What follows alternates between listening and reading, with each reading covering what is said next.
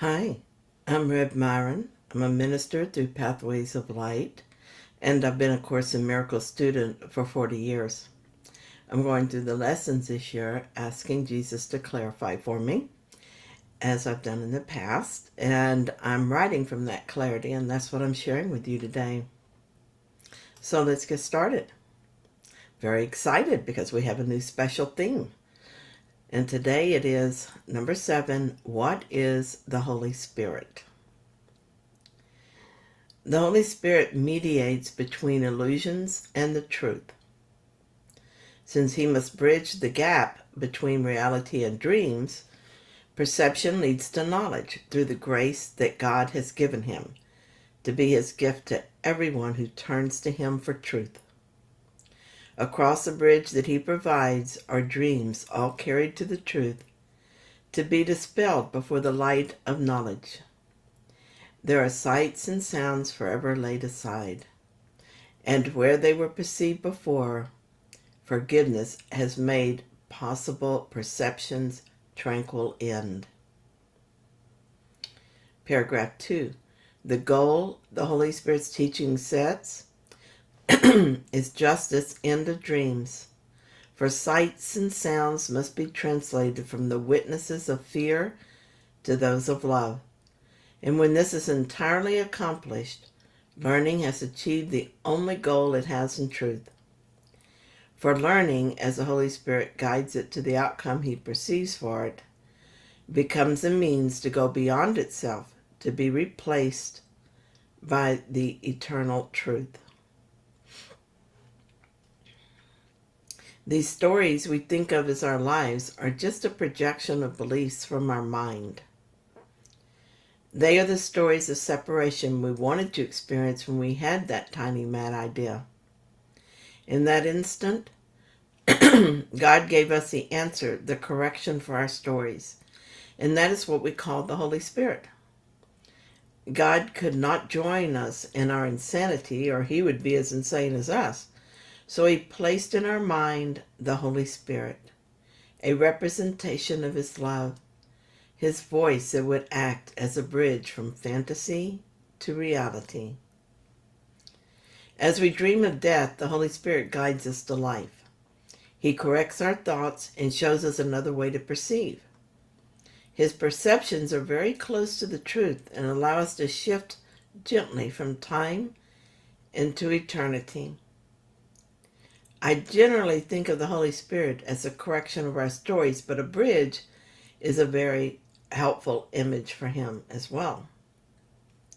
I see myself standing on one side of the bridge and being shown that my thinking is keeping me there. So I ask the Holy Spirit for another way to see, and accepting his correction, I walk a few steps toward the other side of the bridge. If I do this often, and I will wind up on the side that stands at the gates of heaven. At first, there's a lot of shuffling back and forth and hesitancy, but as I continue to follow his direction and accept his healing, the journey becomes tranquil and easy.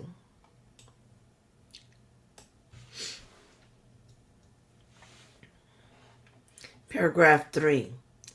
If you but knew how much your Father yearns to have you recognize your sinlessness, you would not let his voice appeal in vain, nor turn away from his replacement for the fearful images and dreams you made. The Holy Spirit understands the means you made by which you would attain what is forever unattainable, and if you offer them to him, he will employ the means you made for exile to restore your mind to where it truly is at home. I appreciate being reminded that I'm sinless and that it is a belief in sin that is a cause of the fearful dreams we made. And how lovely to know that the Holy Spirit understands and will restore my mind to the truth.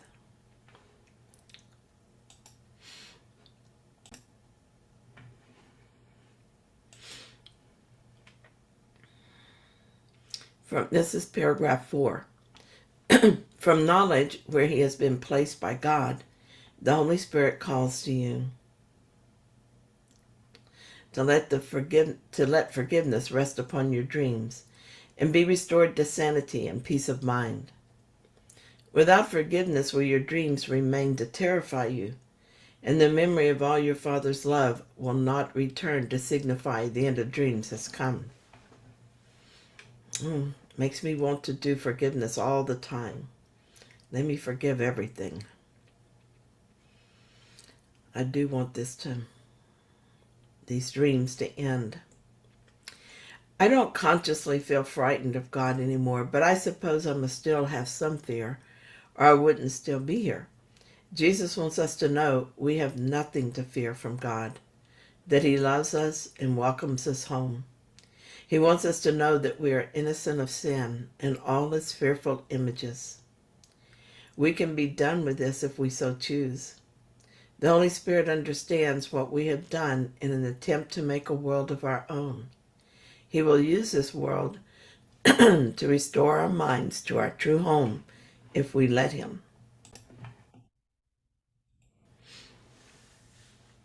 We must forgive our dreams, and the Holy Spirit will show us how to do this. When we allow Him to teach us that our dreams of sin are not real, we will let them go. The memory of who we are will return to us. The memory of our Father and our home will return to us. Paragraph 5. Accept your Father's gift. It is a call from love to love, that it but be itself. The Holy Spirit is His gift by which the quietness of heaven is restored to God's beloved Son. Would you refuse to take the function of completing God when all He wills is that you be complete? The Holy Spirit is God's gift to us. He gave us the Holy Spirit to restore us to heaven. Our function is to complete God, which is His will for us. The Holy Spirit guarantees our function is complete as we allow Him to do this for us. Anytime I notice that I'm thinking with the ego, I ask the Holy Spirit to correct my thinking, and I ask Him to show us a different way to see. In this way, I accept God's gift, and I'm grateful. In the clarification of terms is another section of the Holy Spirit. Jesus says this: He never forgets the Creator or His creation. He never forgets the Son of God. He never forgets you. It makes me cry. He never forgets me. This is Regina's tips. It's interesting. It's a little different than what I've thought of it before, the way I've thought of it before. She mentions that the term Holy Spirit is a Judeo-Christian term for spiritual intuition. All humans have intuition. However, not all intuition is spiritual intuition. Spiritual intuition has a very specific purpose, awakening us to truth. All humans have basic intuition. All humans who have done some readiness for awakening have spiritual intuition. If a human is not yet ready for awakening, spiritual intuition lies dormant within them. It will awaken to its call when they are ready to awaken to theirs. It might not be important to know that everyday intuition is the intuition that informs you that someone is attempting to scam you, and spiritual intuition is the intuition that guides you to love even that experience. But it might not hurt to be clear on this difference either. Everyday intuition makes our life in the world simpler if we listen to it. Spiritual intuition awakens us from the ego's dream of the world. My thoughts. Well, it's an interesting clarification. I've never thought of it that way before. I'm not sure that it matters how you think of it. I tend to think that it comes from my right mind, and that is where the Holy Spirit is. And so I don't usually make that kind of difference. But I thought I would share it in case it speaks to someone else. Okay, so what I want to share with you now is a past entry. And it's a story that I find amusing and helpful, actually, in a very, very simplistic way. I love the analogy of the Holy Spirit as a bridge. For a long time, I was unable to completely dispel an image of the Holy Spirit as a person outside myself who would help me remember the truth. I knew this could not be the truth because that would not be oneness, but the concept of separation is so firmly fixed in my mind that this image was one I had. An analogy that helped me greatly at that time was one I got from Regina Acres. She talked about a cartoon character, Jimmy Neutron, who was a great inventor. You may remember Jimmy Neutron if you watched cartoons with your kids. When his friends started having nightmares about being attacked by a giant pickle, he invented the machine that would allow him to go into his buddy's dreams and help him out. When he did this, as planned, he had a problem. While in the nightmare, his friend did not remember their plan and was afraid and confused when Jimmy showed up in his dream. Jimmy dealt with this by using the crazy dream language to communicate in a helpful way. What a great way for me to see the Holy Spirit. Even now I can visualize him as Jimmy Neutron. He comes into my dreams of separation, and using the language and symbols I can understand, he helps me to realize that I am misunderstanding everything I see.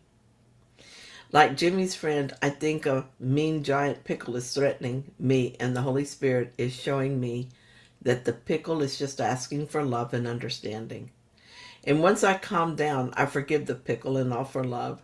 The Holy Spirit can lead me further out of the dream so that this crazy idea I really believe I could seriously be threatened by a giant pickle or my beloved brother or even by my Creator.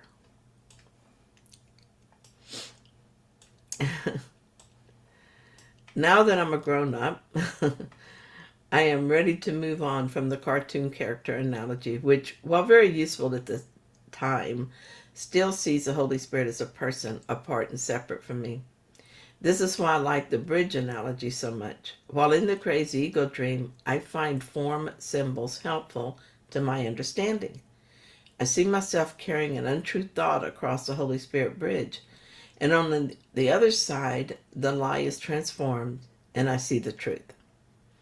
I might begin with the belief that I'm being attacked.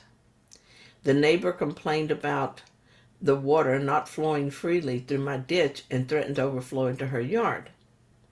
I remember that when the parish came out to clear the ditch, she turned them away because she didn't like their work. And now she wants me to spend money to get it done to her standards. The big bad pickle is after me. I feel angry and frustrated. I feel trapped because I don't know how to fend off her attack. Not without making a permanent enemy out of someone I have to live next to for a very long time. I don't want to spend money in this way, and I don't know how to meet her demands in a way that works for both of us. I've started avoiding her, and that doesn't feel good either. My solution is to bring this situation and all these feelings to the Holy Spirit bridge. As I carry them across, I begin to feel relief as my load gets lighter. I begin to see in my neighbor the face of Christ. I'm no longer fooled by her story because now I remember who she is. What else is there to do but love her? Funny, I thought the issue was how to get out of doing what she wants. But that isn't the issue at all.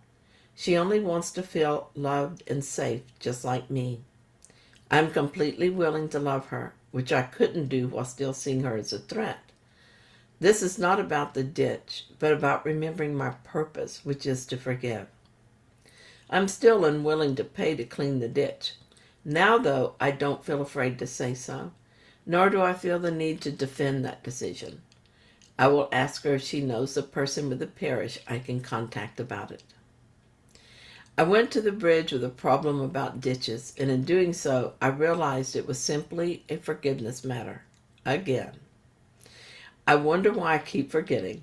I guess that is the nature of dreams.